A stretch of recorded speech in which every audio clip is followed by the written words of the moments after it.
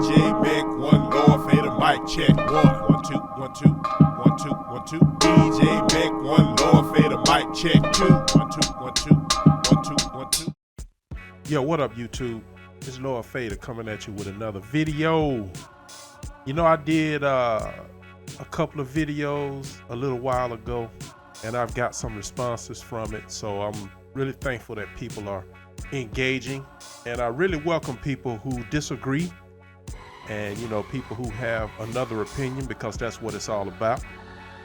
But everybody is pointing out problems that they have with whatever.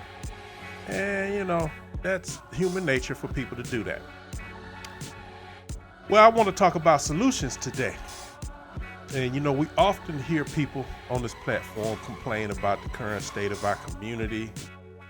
You know, they quick to point out the problems of other people. Women complain about how they mistreated or not protected.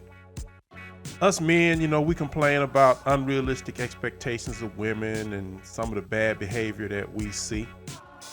We watch our children grow up in toxic environments, and yes, a single parent home is much more likely, whether led by a male or female, to be toxic than a home with two parents in it. Not saying that they can't be toxic also, but the best case scenario is mother, father, children. So I'm asking, what are the solutions? You know, is it too late to make a change for the better? Are there any solutions to our current problem? Well, I like to discuss solutions on this video, and if we're not really happy with our current experience, what can we do to improve our situation? Is there any way to improve? Well, I don't know. I mean, we're pretty far down the rabbit hole. You know, secular society has taught us, you know, to be the way that we are. So it's really hard for people to look around and say what changes they need to make when the very society that you live in is telling you need to live one way. But people are unhappy at a more increasing rate than they ever were. So the number one solution that I suggest, and remember, this channel is called Lord Fader's Perspective. This is my perspective on it, you know, so I don't claim to be an expert. I don't claim to be versed in psychology or anything like that. I'm just out here living this world just like the rest of us. I'm living in the same world. But the deal is, I am older. So a lot of the things that I see do come from my anecdotal experience, yes, but it is experience nonetheless. I've made it over a half a century. So if I've made it over a half a century, in some things, I gotta know what I'm talking about, because there's a lot of brothers and there's a lot of young ladies and there's a lot of people who didn't. So the number one thing that I would say would be start in the mirror. That's where you can do the greatest good for the world around you, is to start in the mirror. When you improve yourself, when you live by the certain rules that you want to impose on other people, at the very least, you become an example to people. So that means fitness, and that's everybody. Get fit. It's not that hard to get fit, but you have to do certain things. One of them, a suggestion that I would have, stop eating out. Another, cut out sugar. Sugar's bad. Cut out carbohydrates. You don't have to have bread with everything. Fall in love with green things. Me personally, I love okra and I love broccoli. I don't really take too kindly to asparagus and all this other stuff, but those two I do actually love. So, you know, I'm not saying that I'm the most fit person in the world, but I'm not overweight now, and I used to be. And one of the major things I stopped doing was eating out. I started preparing my own meals, and when you prep your own meals, you can better control what you eat and the quantity that you eat. Also, you have to exercise, and you don't have to go crazy with it. You know, 15, 20 minutes a day of weight training, 45 minutes of just simple walking, and you'll notice a drastic improvement. So that's the first thing. You know, a lot of us are out here in this world, and the number one thing that we're worrying about is dating somebody. But you don't look in the mirror to see if you're somebody that's worthy of being dating just on a visual level. Second, starting in the mirror also with your attitude. How do you treat other people? How are you moving in the world? None of us should be taken advantage of. I get that. You don't want to be taken advantage of. But at the same time, you don't want to look at it like everybody's trying to stab you in the back. If you perceive the world like that, then that's the world that you're going to be living in, because your perception is your reality, which is unfortunate. But if you want to change reality, then change your perception. The second thing I would say would be heading towards some solutions is you got to be willing to take the L. And this applies more to men than it does to women. Because unfortunately in this society, women are coddled. They're not told the truth. And they get unexpected results simply because of the nature of their biology. Now, men, that means willing to take the L. Things that you don't accept from a person.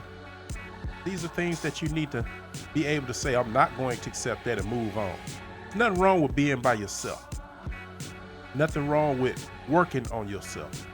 If we spent more time building our finances, planning a future, investing, working, saving, working on ourselves physically, all of the other things will come. So a lot of time we waste a lot of time on people in our lives because we're not willing to take that L. And you need to get out of worrying about their feelings. You need to get out of worrying about, somebody's about to cry or whatnot, because you got to watch out for manipulation out here in the world. People do what they do to manipulate. That's men and women. So you got to be willing to take the L. Women, if you want to be married, you got to take the L when a dude tell you that's not his goal, or when you see that he's not really serious and that's what you want. State what you want up front.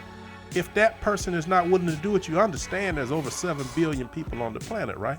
A lot of times you perceive the world as being scarce because you live in a scarce area, especially with my black women. If you live in a high concentration of other ethnicities, or you just live in a place that doesn't have a whole lot of people, guess what? Your chances of finding the guy you want decrease.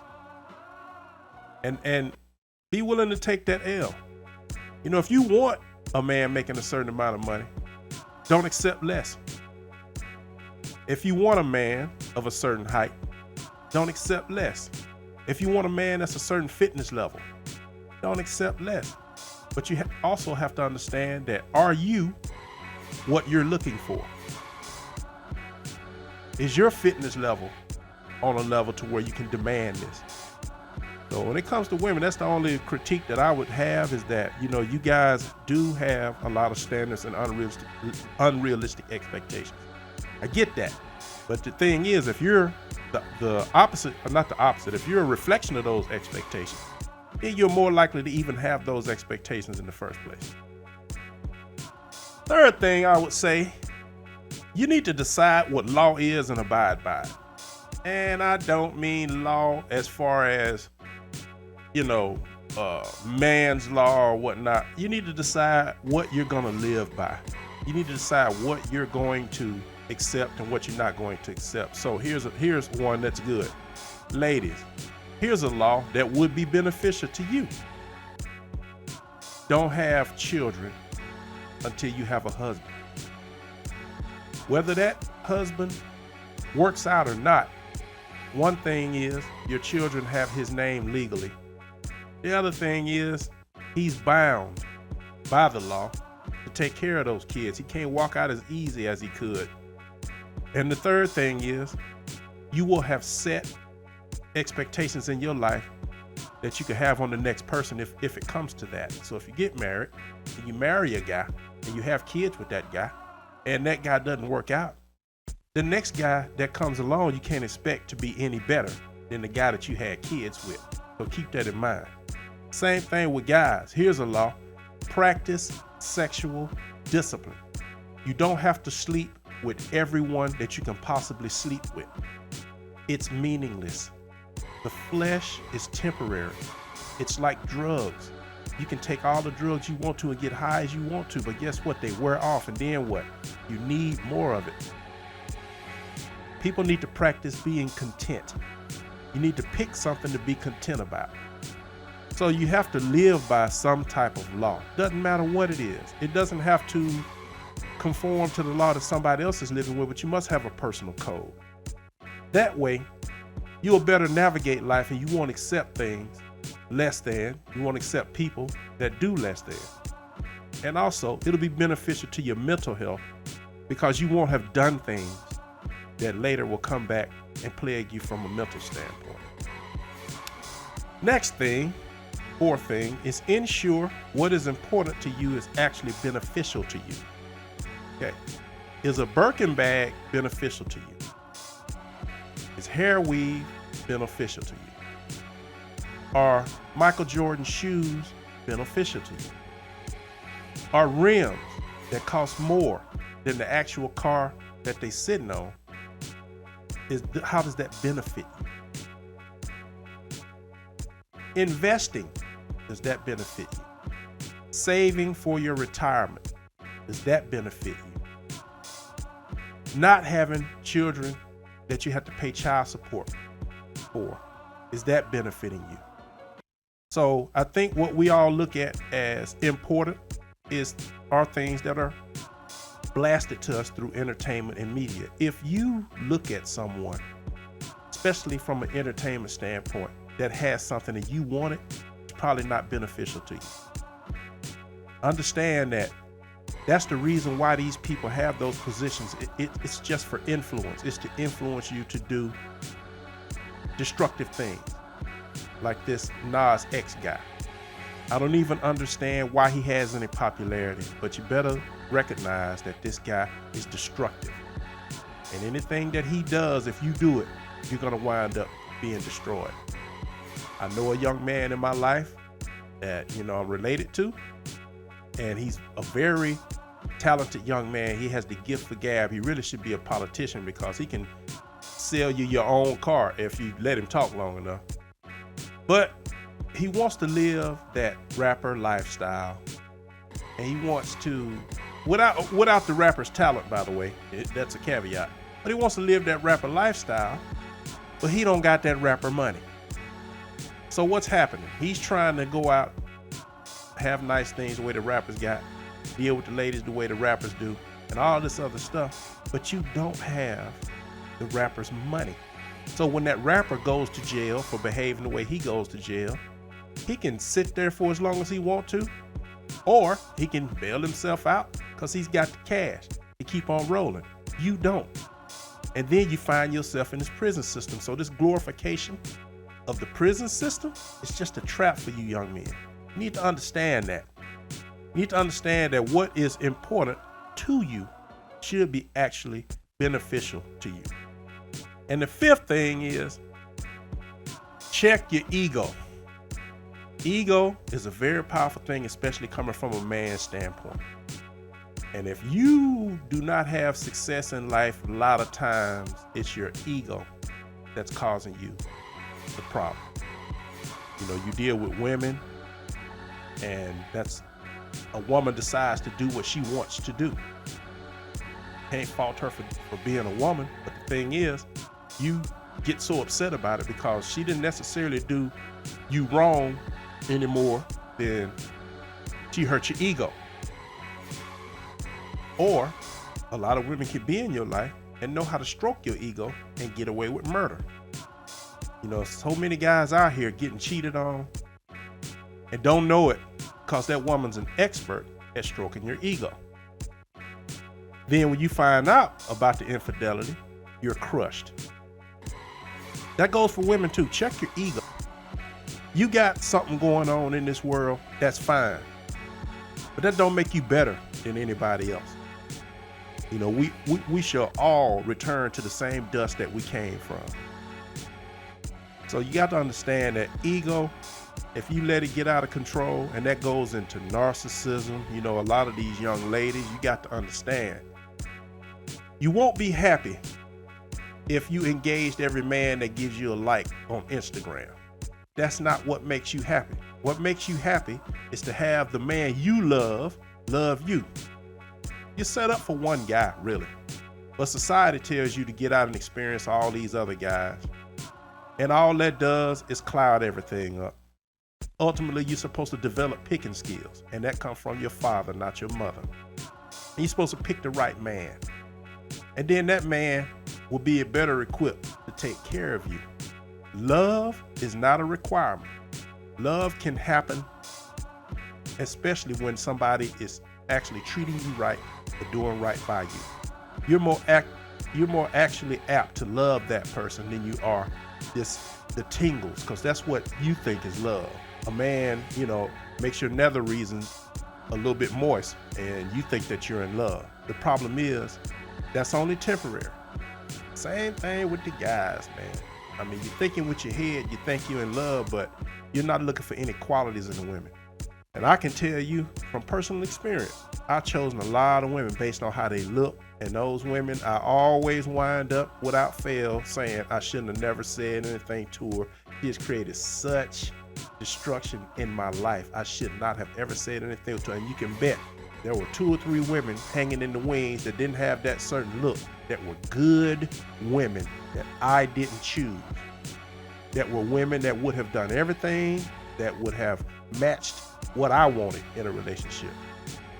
But I wanted the girl that, ego was impossibly high, because everybody wants this one chick. And how can you blame a woman that has that many options if she exercises those options? That's the society that we live in. So you can't tell people what to do, but what you can do is control how people navigate within your life. So I'm gonna go ahead on and end this short little video because I could probably talk for 2 or 3 hours on this, and I don't know if people want to listen to me for that long. But this is Lord Fader and Lord Fader's Perspective.